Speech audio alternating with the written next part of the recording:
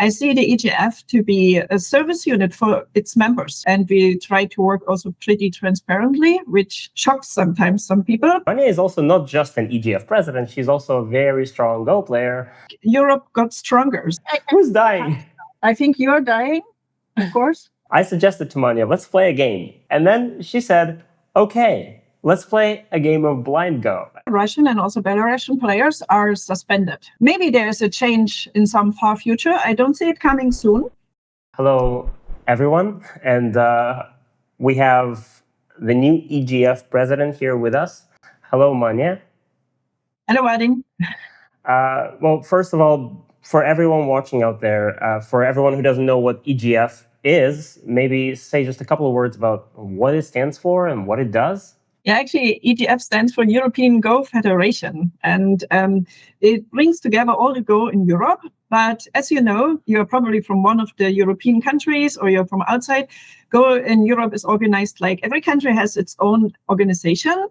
And then all of these organizations are gathered together in an umbrella organization. And this is the EGF. So actually, we have only 33 members at the moment and 14 more which are observing or suspended or something else at the moment.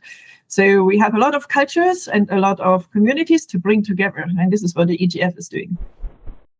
Okay, and before we even move on with the rest of the interview, I just have to congratulate you with winning the Senko Cup. I mean, how amazing is that? Could you say a couple words about a couple? Because yeah, Manja is also not just an EGF president; she's also a very strong Go player. You're 4 done, 5 done. I'm 4 done. I wish I would be stronger, as everybody probably. But Senko Cup. So how was it? How did it feel winning such an important event? It is really great. But so it sounds very big, but it's not that big because there are 2 sections. One is for the professionals and one is for the amateurs. And I was playing in the amateur section, and this one I won indeed. And this was cool. I tried several years, always failed. This year it managed. Wow. Yeah. So it was huge news. When I saw this, I was like, I couldn't believe it. Because I think it didn't reach me either. So I'm used to the idea that there's always some 7 duns playing there and they always win. And then unexpectedly, yeah. I think Europe got stronger. So I think meanwhile we have one of the strongest rating systems. So for them, as I am in Europe, I think this can be already compared to a 6 dan, 7 dan in Japan or with other countries. And so I think we are pretty strong. This is actually a very nice, that you mentioned this, that the European rating system is different and one of the toughest ones, because one of our users on Discord asked this question about like, how is the EGF rating system different from other rating systems, and why is it so different? Why is it so tough, notoriously? Maybe this goes too much into the mathematical part, but yeah, we have something like in chess, you have the ELO system in the back, and something like this we also have. It is very similar, and it is not that it is fundamentally different from what you have somewhere else. Although in Asia they don't even have something like such a system very often. However, there are some attempts to really bring that together and have worldwide one rating system, but this exists already for several years, and so far. This didn't work out, but in Europe, we have quite a stable system meanwhile. So we maintain that for several decades meanwhile. Do you think that one year, like one day, we're going to see the global Go rating system, like the same ranks for every country? And wherever you go, you have the same, like when you say 3 done, then you're 3 done everywhere. That is the aim or the vision of a lot of people. But as I said, it exists already for a while, and so far it was not possible. But there are some movements in the Asian countries. So they're very much interested in the rating systems of America or Europe. So maybe one day it's possible, yeah. Yeah. And I mean, to be fair, as a side note, it's so very nice when you come to Japan and all of a sudden... I'm 7 dan. Yeah, yes. You're 7 dan, right? Okay, Yes. They told me, when I went to Japan, they told me that, Vadim, you're going to be 7 dan in Japan, but I realized that no, I think I'm 6 dan. I have to humble it down to a simple 6 dan. So it's the same as my like Thai Gem or Fox rating. It's pretty much the same thing. Okay, let's talk about the presidency a little bit, because you're the first female president of EGF. I guess so. I didn't think about it, but I guess so. Yes. Yeah. So Martin Stesny has been running, he's been shaping the European Go for quite a while, and he's been the president for 20-something years, I think, around that. And long time. Yeah, a very long time. Yeah, we all forget how long it was. And so very globally and very generally, what is your goal? How are you planning to build up on what he made? And how are you planning to maybe develop this or in a different direction? What's the plans? I mean, Martin set up a lot of things, and I think we can be really grateful for all the time he has spent and what he has done. So just to name a few things which are really amazing, and a lot of people love it so much, so he was establishing these team events. So it's like Bundesliga. So I come from Germany, so I like Bundesliga.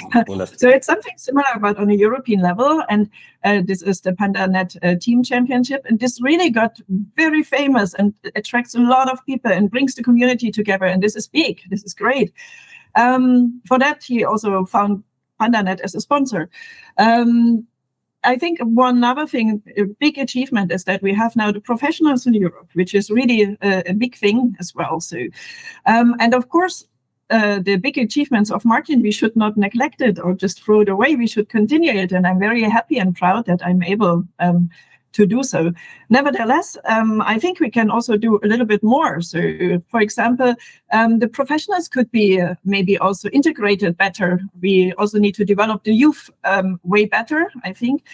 We also have the problem to put the EGF on financial stable legs or feet, because at the moment this is not that easy. So we do not have a sponsorship anymore. And I think Europe should be strong enough, even without sponsors, to stand on their own feet. Of course, it would be great to have sponsors to go further. But I think this is very important. And I think this is a little bit a shift from Martin. I see the EGF to be a service unit for its members. So for our countries, we should do as the EGF and shape in Europe the things what our members want. And therefore we go quite a lot into understanding what the countries want and what they need and try to go into that direction. And that takes time, of course. And we try to work also pretty transparently, which shocks sometimes some people, but I think that is the direction we need at the moment. Yeah. So in your previous answer, you mentioned the Go professionals in Europe, because we're getting stronger. Europe is getting stronger. And so maybe could you, first of all, say a couple of words about who these guys are? Who are these European Go professionals and how they came about? Yeah, so there was, by Martin, introduced the system of creating Go professionals. So in the first years, almost every year we had a new Go professional, even two in the beginning. Now we don't have it that regular anymore. So we have it now every 2-3 years now. Mm-hmm. And just one more professional. And meanwhile, we have 10 professionals. Some of them are probably known to you because they're very active and they spend their whole life into Go, like Matej Somar, you may know very well. Or, of course, you know also Stash, who is very regular part of Go Magic. Yes. But also Andrei Kravitz, he's doing full-time, only Go teaching. Most of the professionals, however, they have a different job, different from Go. Do it as a kind of hobby or side job, and that makes it also a bit more difficult. So one of the aims for the EGF is actually to give a vision for the players who want to become strong, that they can live on Go, really spending all their time into it. And I think this is also something we need to establish. Yes, this is always kind of struck me as a little bit sad, because I understand. I can't even begin to understand what it feels like to be someone like Ali Jabarin or Pavel Lisi, who spent so many years becoming such talented players, and then finally they reached this pinnacle of success. They became the European professionals, a very strong level, and now they're just doing other things and not even playing much anymore. Well, sometimes they play. So I know there is a European tournament just for professionals where professionals compete and there's like good prize money, but is there anything else in the works? Like could be the possible next step for these professionals so that they could maybe develop further? So what we try to do right now is we established in the EGF commissions, because I think that having all the workload or developing everything in Europe and just on the board, which is 7 people, is too much on their shoulders. So that's why we established now several commissions. And one of the commissions is called the Professional Commission. So they try to take care about the needs of the professional players. And this commission currently works in a direction that it is also possible for any kind of person, or also for administrative persons organizing a tournament, to book a professional. What does it mean? What are the price rates? So it's not floating around. So it's really like a portfolio. You can just engage them a bit more into the actually Go activities. But I think also it is very important that the EGF has contracts with their professionals. We didn't have that so far. And it should be clear in both directions what is needed and what should be served or expected. And that, of course, should come along with also paying the professionals. But currently, the EGF is not able to pay. So we are trying to find and set up things which are on mutual interest on both sides. And then once maybe the financial situation is getting a little bit better, we are trying to also, of course, pay our professionals a fundamental salary. Yes, because otherwise, if it's not established, that I saw some younger players today asking questions like, oh, hey, I'm like 6 Dan or something, and I'm planning to become very strong. What can I do? Like, should I go to Korea and like study there for a couple of years? And some people are saying, maybe think about it, because, you know, you go to Korea, become 8 Dan, then you become a pro, and then what, right? The question is, you become very strong, you've wasted some time, and then you need a plan. Yeah, exactly. So we do need structures, how these professionals can be integrated. And of course, one of the most important parts is to integrate them into the youth development. So I think it is also something important that the youth can look up to the professionals, see where it goes to. But it also needs a bit more structure, because at the end of the day, if the people want to live on Go, they need money for that. And where does the money come from? And this is something we try to solve step by step. We have some ideas and we need to see what works out. But yeah, we are working on it. Let's books? See. Writing books, giving lessons? I'm not sure. Writing books is the thing which really makes you rich. I'm not sure about it. Probably not. Okay, let's step away from the sad topic a little bit. And I think after COVID, we started seeing a lot more of this online format. And very recently, there was this very exciting new Factorio tournament, which was, I think, so much more. It was so much more exciting to watch than the regular ones, because it was speed Go, and it was like very risky, and you had to make a lot of kind of gambling decisions. In so much, really. Yes, and it was one of the big fans. I loved it. Yeah, it was fun. So the question is there, and also this is kind of connected with the situation in chess, because chess saw this massive surge of popularity, and I think in like a lot of it was thanks to online faster formats of chess, like not those classic 2 people sitting there and just smoking cigarettes and playing for a whole day one game, but like rapid chess. And so is something like this planned for Go to keep developing this further, to make it more entertaining for the audiences and maybe for new players as well? I mean, I'm such a big fan of it, so I'm pretty sure this was not the last edition. And we were very lucky, because there was the sponsor Factorio, so that's why it was also called as such, doing that. There was some version before, done by Scourge from Czech Republic, nice greetings, who has actually done this speed Go already before, and it was already a success before that. So I think people like to have the fast games, and we should also engage in it. But there's also different aspects. Also, the strong players like it, because coming together on a place, I mean, physically is difficult. You need to travel and so on. And especially in Europe, you have so many different countries. It is getting difficult, really. And doing something online is just more convenient for them, but also way more entertaining if it is fast for the audience. So I think this is something we try to engage into, Hey guys! So I wanted to learn Go, but there are no Go clubs in my city, and none of my friends play Go. So I tried Go Magic, and here's what happened. Okay, first of all, it actually looks good. It's clear, modern, and not scary. It's like Duolingo, but for people who think in patterns and vibes. Each lesson starts with a short video, and then bam, you're thrown into a quiz. There is no time to relax. You start solving problems before you even know all the rules. It's intense. And then there's the catch. They reward you. You get XP, coins, and daily bonuses. It's magic. But honestly, it's like gamified suffering, but it still works for me. It keeps me coming back for more. So am I good at Go now? Am I like a pro player like Lisador? No, I'm not yet. But I know what a weak group is, and I know what not to do. And I definitely want to keep playing and learning more. I thought Go was impossible to play, but Go Magic made it make sense. It doesn't make you perfect, but it makes you better, for sure. It's like a safe place for you to mess up and still learn.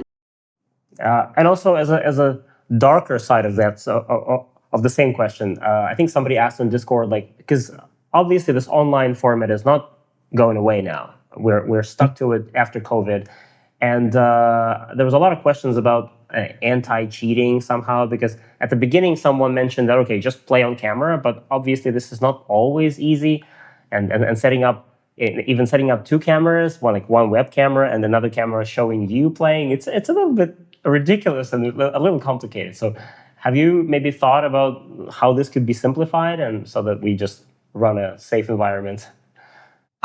Yes, so I mean, in Europe, it is maybe a little bit different from Asia, also different from chess. We are more like trusting each other, but this changed now with AI quite drastically.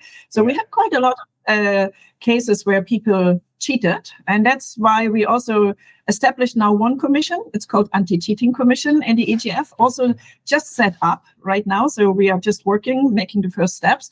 But one of the aims of the Anti-Cheating Committee is to make exactly such rules possible, which is maybe for the different formats in different ways, but making very clear that anti-cheating is not something we want. And also having a catalog of what happens if you cheat from the beginning on. So not that it is a single emotional case, but it is very clear what happens and who gets banned for how long, for which kind of cheating you actually had. And with that vision, we hope that it can stay a clean sport as it was, and we can really go forward. The Anti-Cheating Commission is like, is it like just people in a room? So they meet online regularly, and they are working now on writing this kind of catalog and setting up the rules. They will be first applied to all the European championships, right. So either face-to-face, but also for online events, there will be clear rules how that will be played. Yeah. I totally forgot to mention that Manja is not just an EGF president or a strong Go player. She's also, I mean, professionally, you are a professor of bioinformatics, right? And I don't know exactly what it is you do. I think it's somehow connected with RNA, right? So bioinformatics is a pretty broad, young field. I like to go into young, new things, develop things. Indeed, I work on RNA bioinformatics, but maybe we don't need to go too much into that. But I love my job; it's good. Yeah. But and I like bioinformatics. But having so much, so much, and being pretty much a full-blown scientist and having so much precision in your professional field, do you feel like it helps you? First of all, that like along the way, did it help you with Go? And also, do you think it's gonna? Yeah. Absolutely. So I think on the Go board, different to chess as far as I know. I'm not a chess player, but you can actually feel the person on the Go board and its character. And I think this is something which I appreciate a lot. And it is also possible. I did it in kindergarten with some difficult people, so behavioral problematic kids. So I was teaching on the Go board, and it adapted to their personality. And it's also possible vice versa. So, and I think this is very important. And so Go gave me a lot for my job, but I think also the skills I learned at my job gave me a lot for Go. So I think this is really a mutual thing. But now being the EGF president, I think also the skills I learned in my job are helping in my presidency. So of course, that was my second question here. Exactly. So like here you have a lot of professors around, and everybody has his own ideas and its own habits. A lot of alpha people, of course, and bringing them together and doing something constructively out of it. I think this is something which I learned in my job. And now going back to the Go community, it is very similar. We have the different countries, different cultures. Everybody has his own ideas, and bringing that together is something I just learned over the last 10 years very intensively. But it's not only this. I think it is also one of my powers, I would say, is that I'm pretty good at solving very difficult situations. I think I have some empathy to understand all sides and bringing it together. And even where people say it's maybe not possible to solve something anymore, I usually find a solution which is happy for everybody. But of course, it is very important that all sides want to or commit to it. If one party doesn't commit, of course, what can you do? You cannot do anything. Then I have to step back. Okay, and thinking of difficult solutions, well, and also having a Russian background myself, I couldn't help but include the question about Russia and the ban of Russian players and I think Belarus players as well, right? And also, I'm asking this question here because in view, of course, of the International Olympic Committee made a statement that no events like those should influence the ban of any players, and it shouldn't be like standing in the way of them performing in the sports events. And yet we see what we see. So what is the status on this, and what could possibly be, like, how could this situation develop in the future? What do you think? Yeah, so currently Russian and also Belarusian players are suspended, as you said. So they are not allowed to play in European tournaments. That is the current situation. And maybe there's a change in some far future. I don't see it coming soon. Because from the EGF point of view, I mentioned that earlier already, we try to do what our members want. And currently there's no movement in our members to change the current situation. So at the moment, it stays as it is. Okay. I remember that I read somewhere that you said somewhere that you liked, when you were younger, you liked things that are easy. You were always attracted to things that kind of came to you easily. And then, and yet, you came to this Go club and you tried playing Go, and it didn't really work at first. And then somehow you still got hooked and you stayed with the game. So how did that happen? And also, when did you finally realize that, okay, like this is going to be a part of my life? Yeah. This is an interesting story, maybe, and it comes from a time where I was a different person. I mean, it's great. We always develop, right? So, but back then, I think it is something like 20 years ago. I was 21 years old or something. I was so bad at speaking English. It was terrible, really. I couldn't even communicate the most easy things, although I had it in school, but I'm kind of language disabled. I don't know how to call it. Yeah, but then anyway. Yeah, now it's different. I developed, you see, we always develop further. But anyway, I went to Edinburgh to study there for a year. And I was so scared to go out of the house because there could be people and they could ask me a question. And then I'm totally puzzled. So I was just staying at home. And then, my professor from Leipzig was sending me out of the blue an email saying, if you are bored, you may go there, and send me a link. And I mean, he never just wrote me like that. So I thought, okay, this seems to be a sign and I should go for the sign, whatever that is.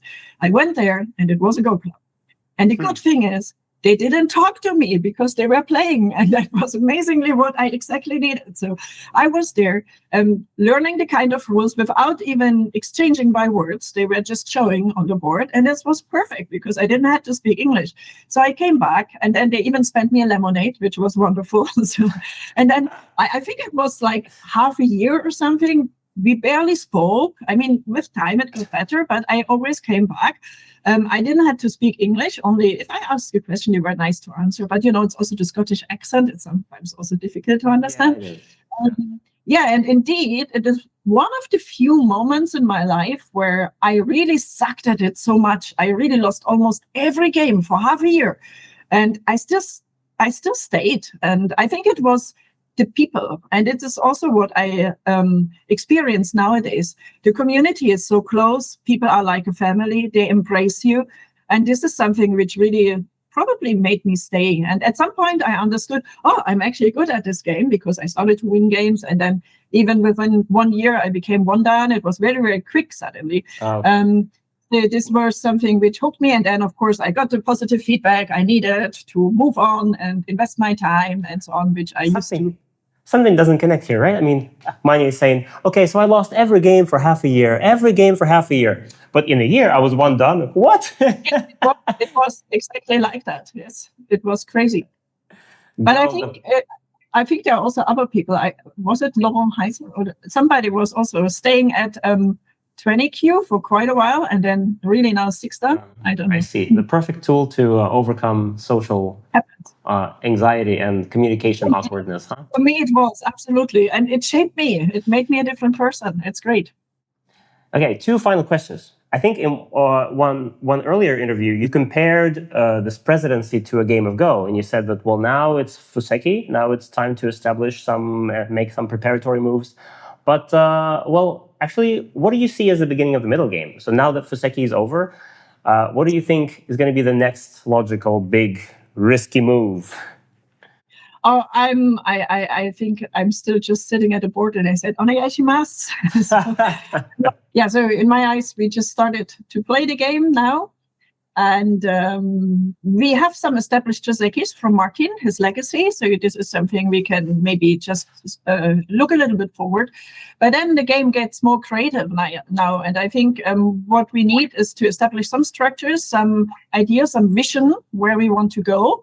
And then very clearly follow this vision. I think it's the same as in a Go game. When you're in the middle game, you need to have an idea what you want to build and what you want to do, and then straight go for it. Maybe it's not the best solution. Maybe it is just the second best or third best. But as long as you stick to it and very clearly engage to that aim, I think you can win the game like that. And this is something we also do right now. We have now quarterly, every 3 months, meetings with our EGF members. We define our aims. We define what we actually want to do as a whole community, and then we make our steps towards these goals. But we are just in the beginning, so we are defining our goals at the moment. Okay. And the final question.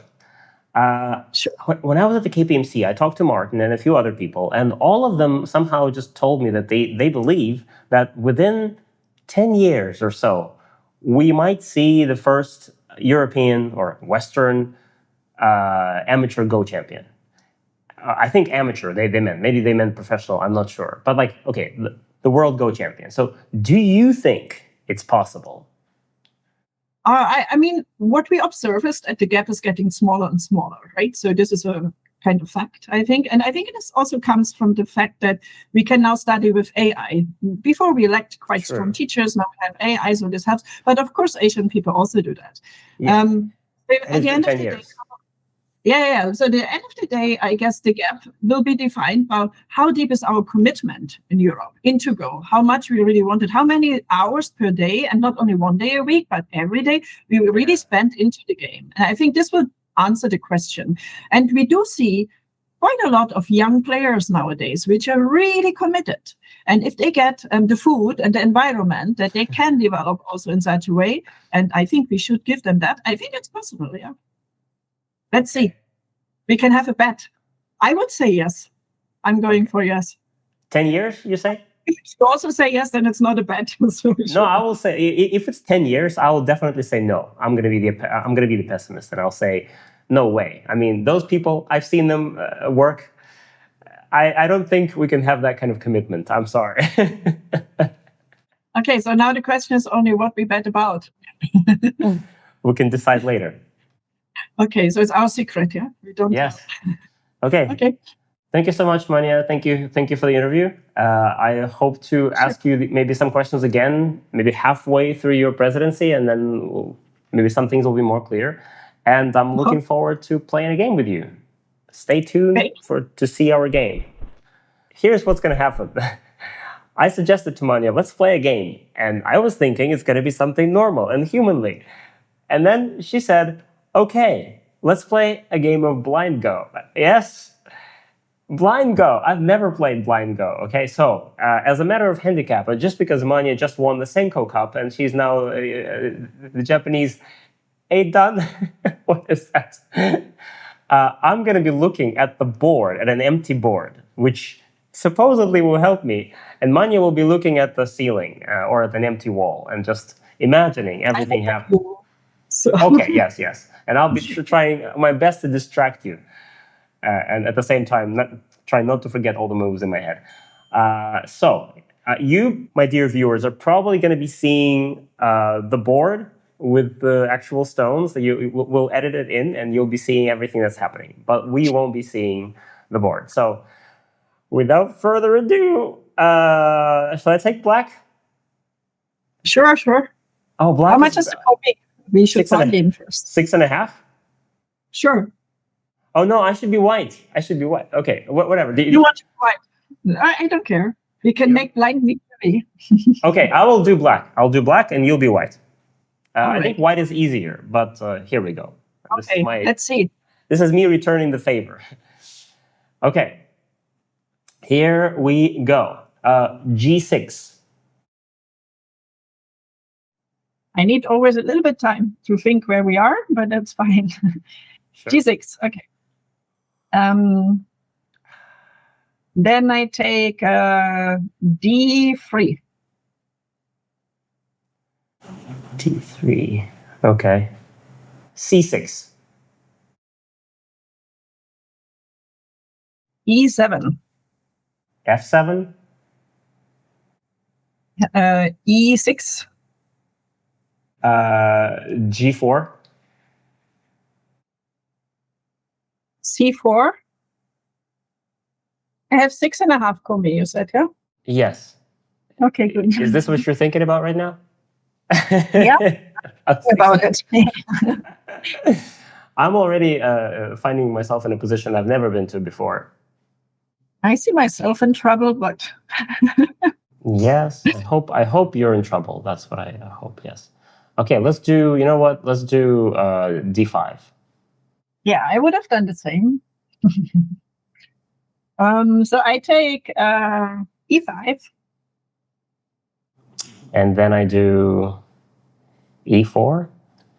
With a question mark or what? E4 with a question mark, yes.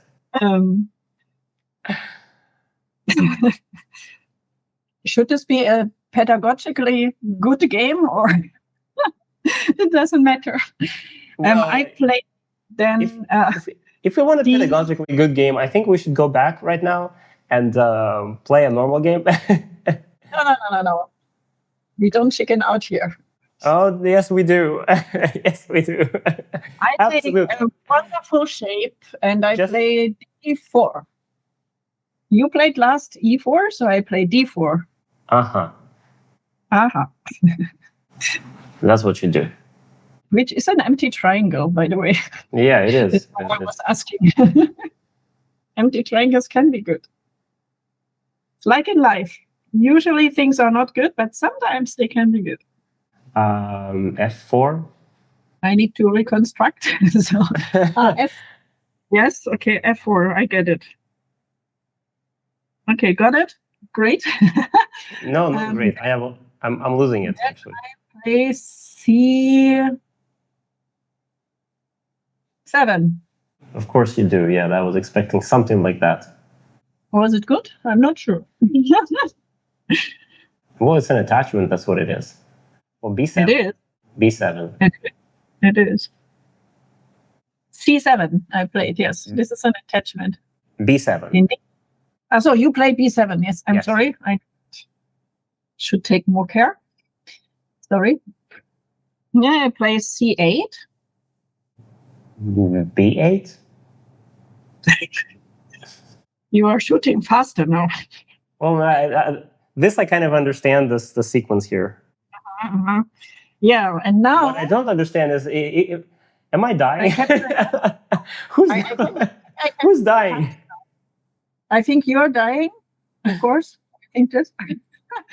I play an Atari, but I need to find the coordinate. It is some C something 5. Atari. Should be Atari. C5. Wait. Am I dying? Really? I don't I understand what's happening. It's okay. Did I die? Maybe I imagine sometimes things which never happen, you know. And then I think, oh, my life is good. And then suddenly from one moment to another, life died. Yeah, How did we get to this, Manja? How did we come to this position? We should have played, like Sun, 4 Sun, and then we take it from there, real slow. But you didn't. I should have, but I remember somebody told me that on 9x9, if you play Sun, you're not a man. Aha, okay, interesting. So I was told, and from the strictly mathematical perspective, Sun fails, and you can never play it. It's a terrible move. I will remember that. I didn't know. But I guess this was the last thing that I should have thought about. This is something I like about Blind Go, something totally unexpected. You have your life good in your mind. You think everything is running forward. You will have a great life. And then for 1 second. Wait, if I connect, will you just ladder me or something? You can connect. Let me see what's happening. If that works, then I'm should not say this. Wait, let me see what connection I have available. So I have 2 stones there. I lost C5, right? I'm pretty sure. Yeah, I think so. Yes. I have a stone there and a stone there. So I have to probably connect at the D6, right? Yeah, D6 is the connection, I would say. And then I think with B6, I play Atari. Yeah, that's what it looks like. Yes. And I think you cannot go out with the 3 stones, is it? I wish I could, right? Or you can try. I will capture. I think you're right. That's what I was thinking, that it's probably a ladder. But if it works, then... I'm not sure the game is lost yet. Maybe it's not. What are you talking about? If I lose those stones, is it lost? Of course it's lost. Are you sure? Well, I mean, your corner, your other corner is a little bit in trouble because I just connected at what was that? F4. F4, and then your stone is there at F3, so it's a bit, yeah. Wait, I have no stone on F3. Oh, you don't have a stone at F3. Okay. I was imagining a stone at F3, but it's not there. Oh, it would have maybe been helpful. Okay, so it's my corner. Okay, I see. So it's my corner so far. So far, yeah. But you're white, and if you capture those stones, but then if you capture those stones, how do I save the B8, B7 stones? You can't. Exactly. Well, then I'm screwed. You still win on points. I'm not sure. What are you talking about? You have Komi. It's a 9x9. Yeah. You capture a couple of stones and it's done. No. Okay, I guess I resign now. Do you? Yeah. And then if it turns out that I missed it and then I would like to. That is me now. But can I play black from now on? No, you can't, because I don't remember where your stones are. Okay. I know how you. I understand your humble desire to reverse the colors and still beat me, but no, that's not going to happen. Beating you, it's so hard to find somebody who likes to play Blind Go, and I love to play. I feel like I could be the person. I could be that person who loves it, but I feel like I need a few days before I start loving it. That was it, my first and maybe last experience with Blind Go. Thank you, Manja, for that. You really made it feel like Go is a very terrible game. And how did my stones die? I don't know. It's a mystery. Did they even die? Maybe we just think, now we check after this video that maybe you just kind of told me, yes, Vadim, those stones are dead. Dead. Imagine that they're dead. Maybe nothing was that, and I just psychologically manipulated you, and made you resign, although you were totally fine. Okay. Yes, I have single-handedly decided to ask for a revenge because, obviously, right? That game, come on. What was that? I'm sorry you had to see that because when we recreated that game on the real board, it turns out that the game was actually quite embarrassing. I mean, we have to say it. Embarrassing for me, obviously. We were playing a regular 9x9, which is so much easier.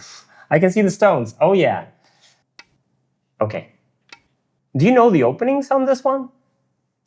Tell me honestly. I don't know. My favorite opening on 9x9. So this one? I think it was not the best, but I like it. I think some strong people say with F5 already you lost. I don't know. Well, let's try this one. Okay. My plan was to just pull back and then let you play G7, and then I take the corner, Sansan, and then we can back. Why not? And yeah. And then I have Komi, and there you go. But I'm not sure this. Oh, you are scared of me. I like that. You like that for black or for white? No, I just feel pressure on your side. That is, of course, good for me. Yeah. I don't know. When did we meet first time? Was it 2016? I think so. I think in 2000, yeah, when you came to St. Petersburg, right? And I think at that time you were already like same also level. for that. Yeah, nothing changed because at that time I wasn't thinking about making Go my job, right?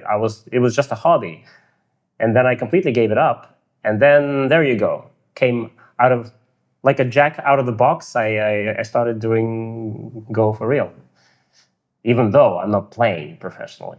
All right, focus. So I have two choices. I can also do double Hane, which will make things so much more complicated. I'm prepared for everything. I know you are. I'm sure you are. So double Hane, you will definitely Atari. Whatever you like. You will connect, and I will have to live separately. You can decide how complicated our relationship should be. Go ahead. I like the simplicity of how simple E6 is. I'm not scared.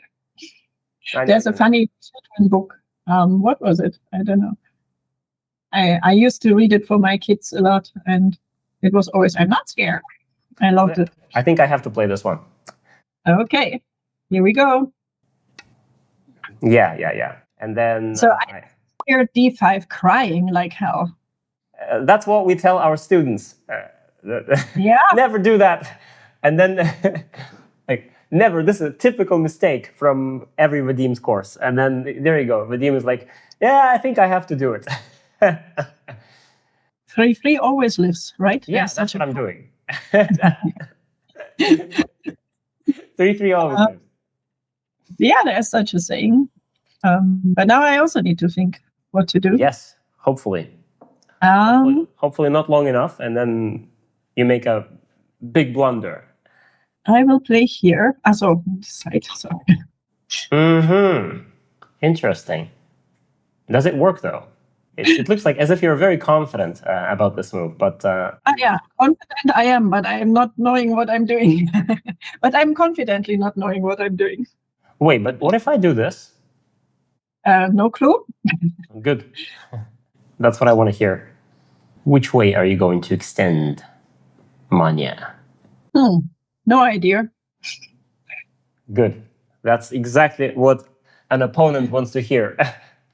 It's like the best thing an opponent can say is like, I didn't think about this. Oh, this is so much easier than the blind Go. It makes me fall in love with Go again. Go is such a beautiful game. Yes. That's kind of what I was hoping you would do. Okay. You got what you wanted. Okay, you know what? I think I'm going to do this. Woo! Yeah. So creepy. That's creepy. It's secretly devilish. Okay. Well, that was unexpected. Good. So you're planning to just kill my stones? I'm not planning to kill. But if it happens, it's fine. Okay, so I'm thinking, can I cut off those 2 stones? Go ahead. I have a plan. If I jump, you will push, I will block, you will cut, I will extend, and what is happening? I'm dead. That's fun. But maybe I don't push. Did you think about it? Of course you push. What do you mean? After I jump to Sansan, of course you push. I know you. You will push. You know what? Let's do this.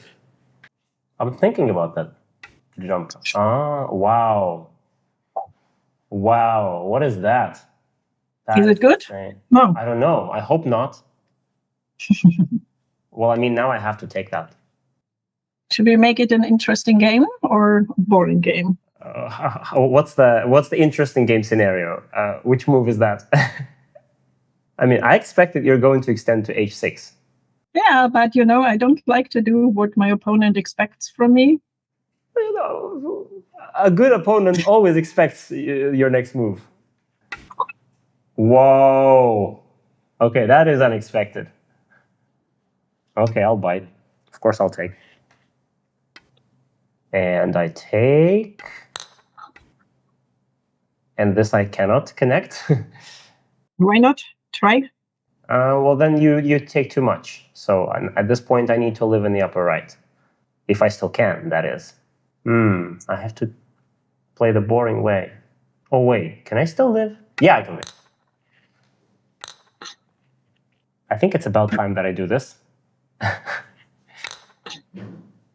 Oh, shoot. Okay. Take. Not looking too shabby. Oh.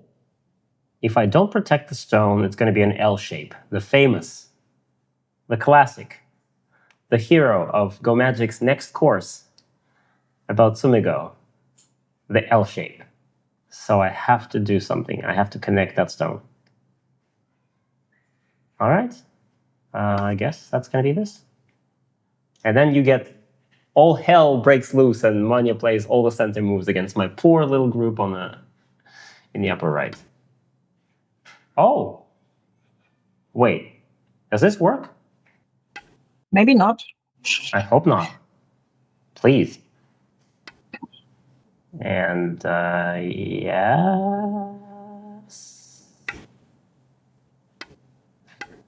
I mean, F1 would have been your center anyway. Oh, boy. Yeah, it looks fancy, but I think it's not a good move now that I have played it. The question is, how do I prove that it's not a good move? Because you have to be careful there, definitely. So I need to try and keep G6 as my eye. Okay. That's what I was hoping for, but maybe it's not good. What do you mean? You were hoping for this?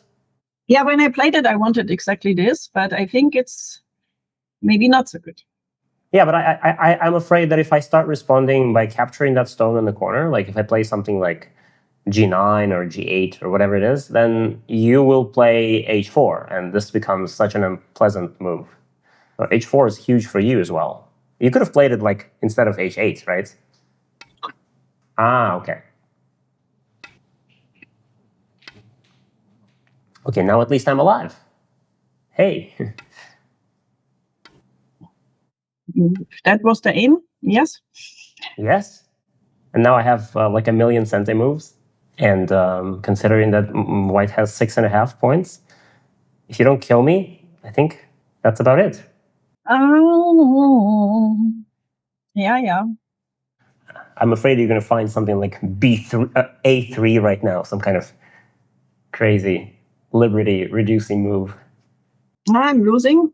I don't like to lose. Oh, you just counted. Okay, I see. Yeah, that's also a good trick to count, right? Yeah, but I mean, I've played enough as white on 9x9 to not even count. Yeah, maybe this is the trick. Yeah. I just see. Okay, Manja has one tiny corner, another tiny corner. I have Komi. Enough. You have to call me, indeed. Okay. And what's the best endgame for me in the lower left corner? Yeah, I think you should probably play there right now to play the best endgame. Yeah. Yeah, maybe I should have actually. You're right. This is like your Sente. So maybe I should have played reverse Sente or something. Okay. I have to respond to that, right? Yeah. Yeah, I wasn't sure you have to respond. I am. Okay. Oh, yeah, you're right. I don't have to respond. Oh, wow. It's just, if I lose the game, then it will be maybe because of this. Oh, it's so close. I don't know. Close. Yes, very close. So, okay. Oh, so difficult. Oh my God. Yeah, this is B3. You're right. Yes. So this is, I should have played this first, of course. I think so. Yeah. This is my Sente. But okay, I'm going to take this. Do you have any more co-threats after this? Do you have any more co-threats after this? Yes, I do. G9. You do? G9. Yeah, I lost. Probably. Why this way? Why not H9? Yeah, you're right. Yeah, H9 was probably better. This just gives you more. But you cannot, like, if you take this, I win the ko. And your whole corner is gone. So. Yeah, but this is what it is, right? I can't do something. I just lost. You are too strong, Vadim. Oh boy. Thank you. You have won. Win. Yes! 1-1. 1-1. Yeah, absolutely. Okay. So it's a defensive move. H8 was the big mistake. Okay. H8, the cool thing in the corner, this was mistake. I see. And if I would have had H4, that would have been it. And you would have won, right? Yes. Okay. Yeah, I was kind of not hoping. I don't want to say hoping. I was thinking that you would play H4. I would have played H4, and it looked kind of gloomy for me. All right. Thank you very much, Manja. It's 1-1, but of course we both know that you won the real game and I won the whatever it is, fake looking at the board, not serious. Thank you so much for the game and for the next time together. Yes, and thank you for the interview, and I hope to talk with you again next time.